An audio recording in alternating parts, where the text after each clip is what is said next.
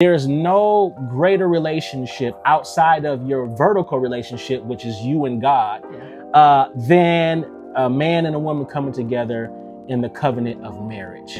Yes, and again, I think it's just so key because we put so much emphasis. Even, just go back to the wedding day, how much emphasis you put on, your mom being involved and your dad having that first dance and walking you down the aisle and all of those things leading up to that very point.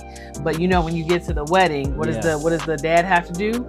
He has to give his daughter away. Yeah.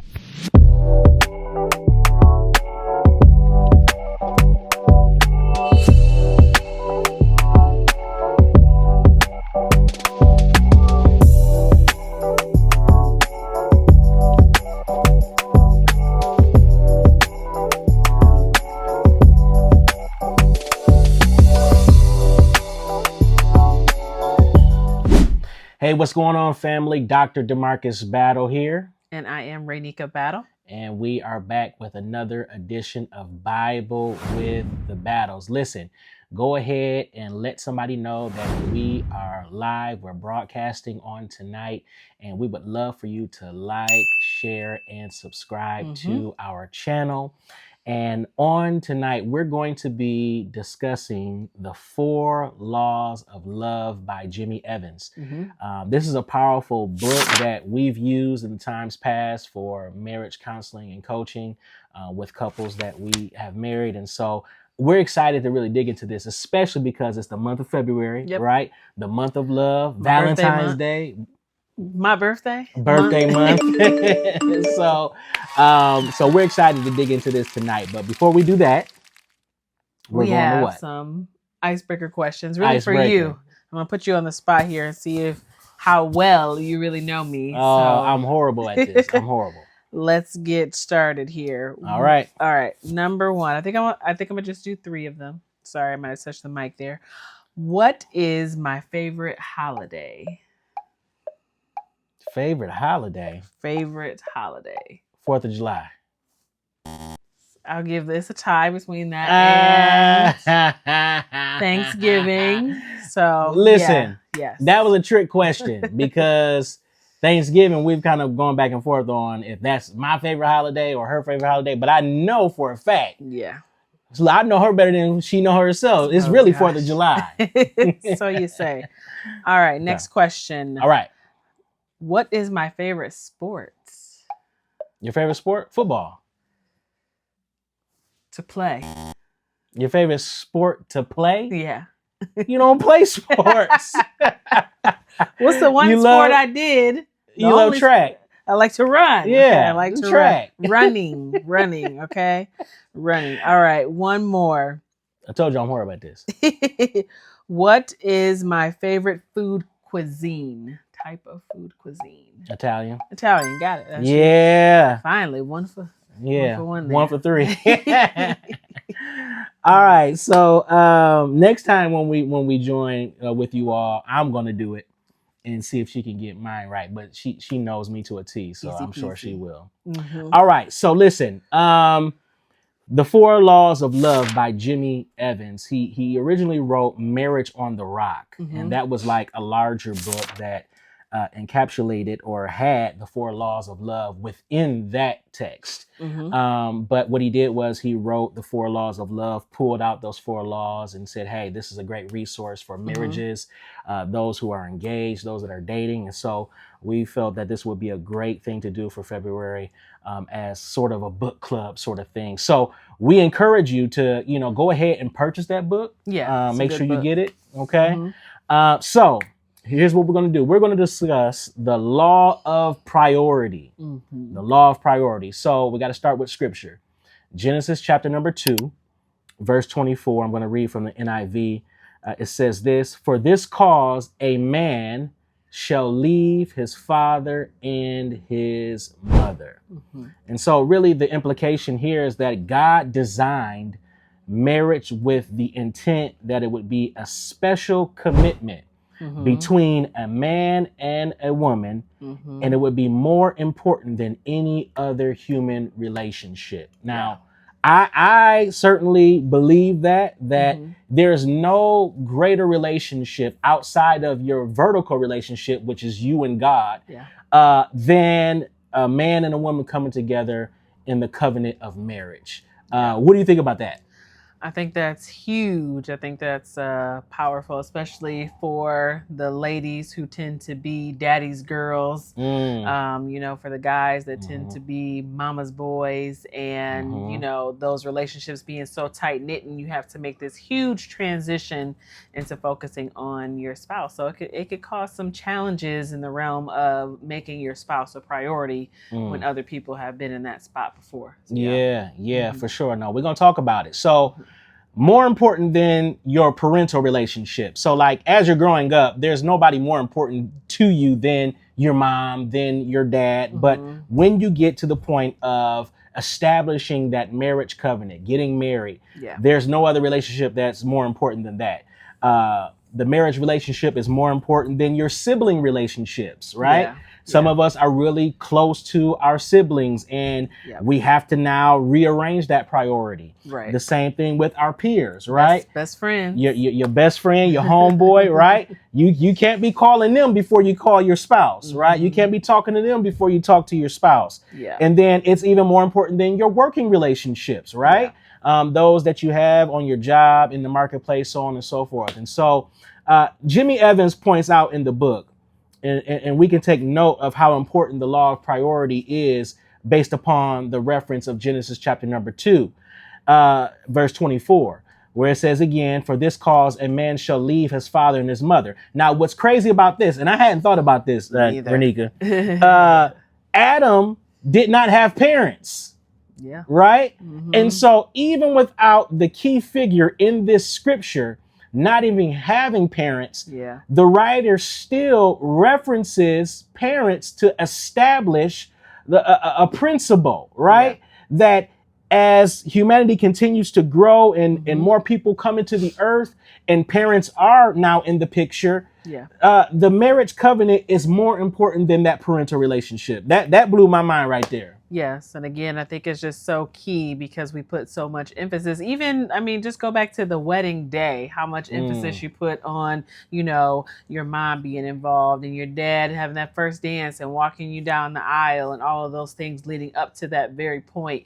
But, when you get to the wedding, what does the dad have to do? He has to give his daughter away. So that symbolism is definitely, part of the scripture. Yeah, for sure. So, hey, what's going on, family? Listen, if you have enjoyed today's digital faith content on the 4 laws of love, we invite you to get exclusive access to much more in that regard by visiting Bible with the Battles Plus.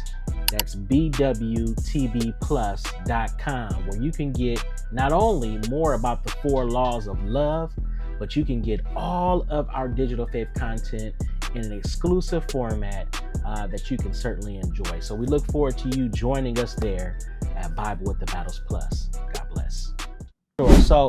So Jimmy in the book, he points out the command to leave. Now, you might read that as a suggestion, right? But no, that is a command that we are to leave our father and our mother and cleave to our wife. Leaving does not mean we should abandon or abuse one's parents in order to honor God's requirement of marriage. So we're not saying that you just totally cut off your parents or your siblings or your friends, right? That's not healthy.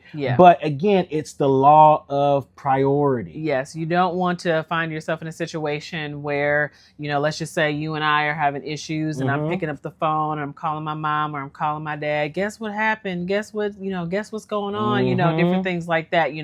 Those are the situations you want to avoid because again, it goes back to one, your relationship relationship with the Lord and then your relationship, with your spouse. So don't involve your parents, siblings, or peers in a way where it's going to create a wedge. One of the things that I've always tried to do was to not say things about my husband to where other people would look at him differently. So if I call my mom or dad and say, guess what he did or guess what he said, then they're going to start looking at him differently, and then they start losing respect, and it's a downward spiral from there. So again, priority, is key. Yeah. It's all about honor. Yeah. I love that. So that word leave in Genesis chapter number 2, verse 24 is the Hebrew word azab, which literally means to loosen or relinquish. Now, I thought that was like a wonderful kind of, illustration or connotation to that word, right? To loosen.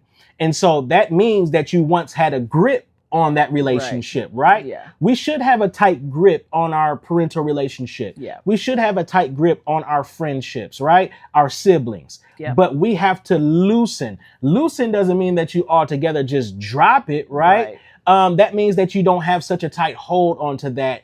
And relinquish means that you don't have it as, again, your top priority. You're releasing that, you're relinquishing that in order to cleave or cling to something that's of greater priority. Right. Yeah. And let's not downplay the fact that it's not, it's not going to be always easy to do that. Like, of course, my own kids won't be married for a long time.